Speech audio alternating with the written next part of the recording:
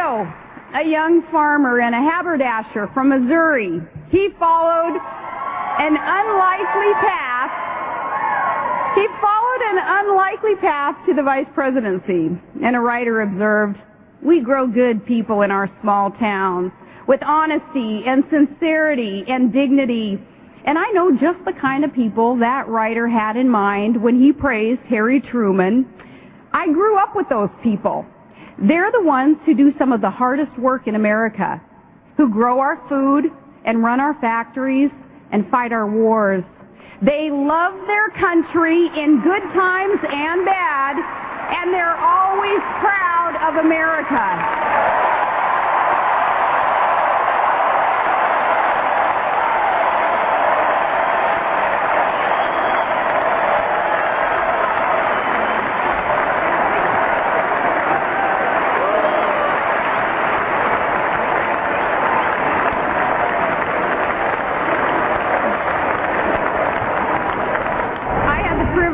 Of living most of my life in a small town. I was just your average hockey mom and signed up for the PTA.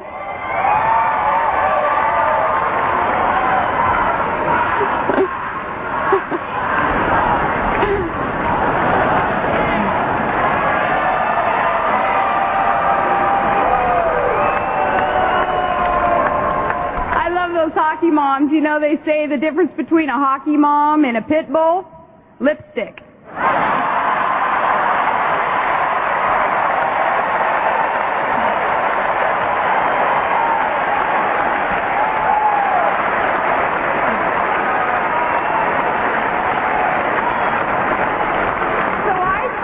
The PTA because I wanted to make my kids' public education even better.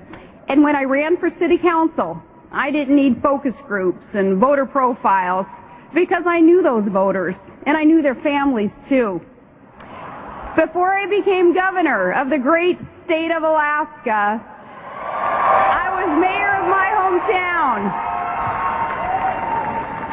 And since our opponents in this presidential election seem to look down on that experience, let me explain to them what the job involves.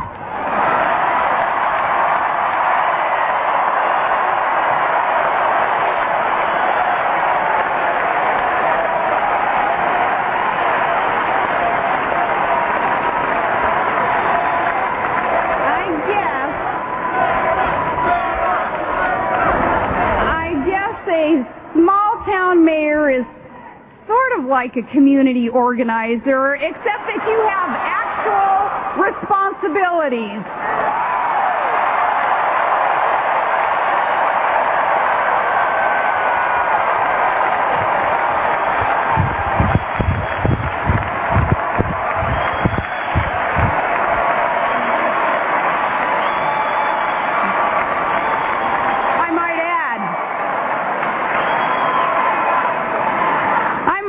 That in small towns we don't quite know what to make of a candidate who lavishes praise on working people when they're listening and then talks about how bitterly they cling to their religion and guns when those people aren't listening.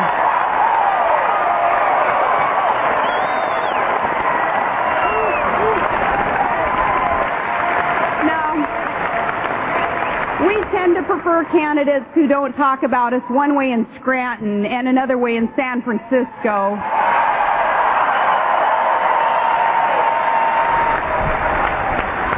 As for my running mate, you can be certain that wherever he goes and whoever is listening, John McCain is the same man.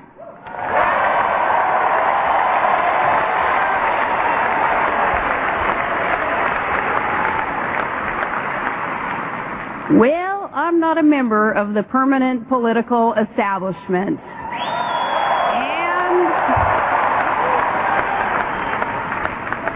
I've learned quickly these last few days that if you're not a member in good standing of the Washington elite, then some in the media consider a candidate unqualified for that reason alone. But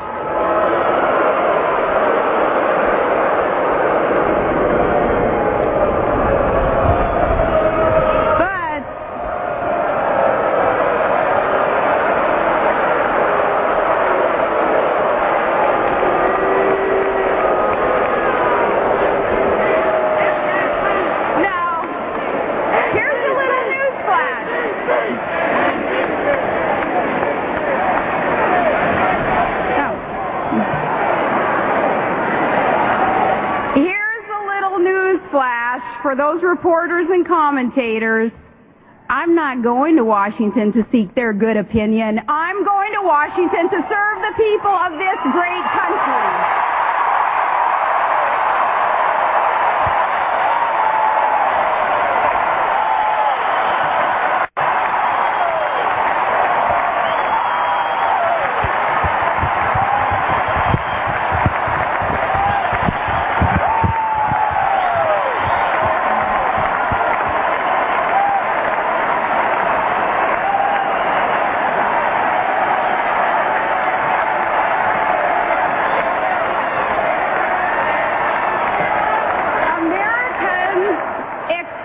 Us to go to Washington for the right reason and not just to mingle with the right people. Politics isn't just a game of clashing parties and competing interests. The right reason is to challenge the status quo, to serve the common good, and to leave this nation better than we found it.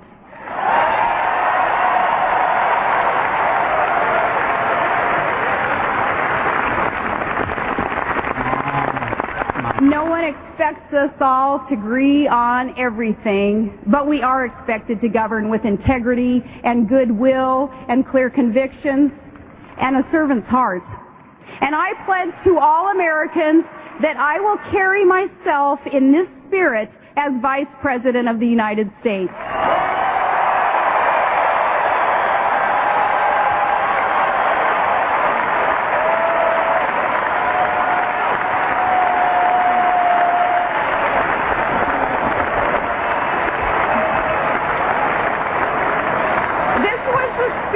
That brought me to the governor's office when I took on the old politics as usual in Juneau, when I stood up to the special interests and the lobbyists and the big oil companies and the good old boys. Suddenly, I realized that sudden and relentless reform never sits well with entrenched interests and power brokers. That's why true reform is so hard to achieve. But with the support of the citizens of Alaska, we shook things up. And in short order, we put the government of our state back on the side of the people.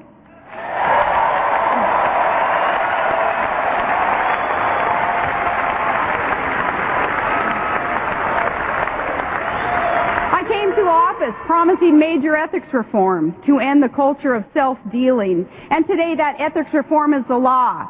While I was at it, I got rid of a few things in the governor's office that I didn't believe our citizens should have to pay for. That luxury jet was over the top.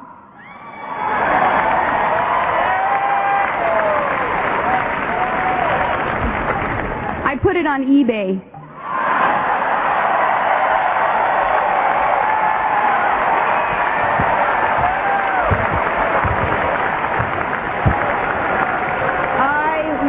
To drive myself to work, and I thought we could muddle through without the governor's personal chef, although I got to admit that sometimes my kids sure miss her.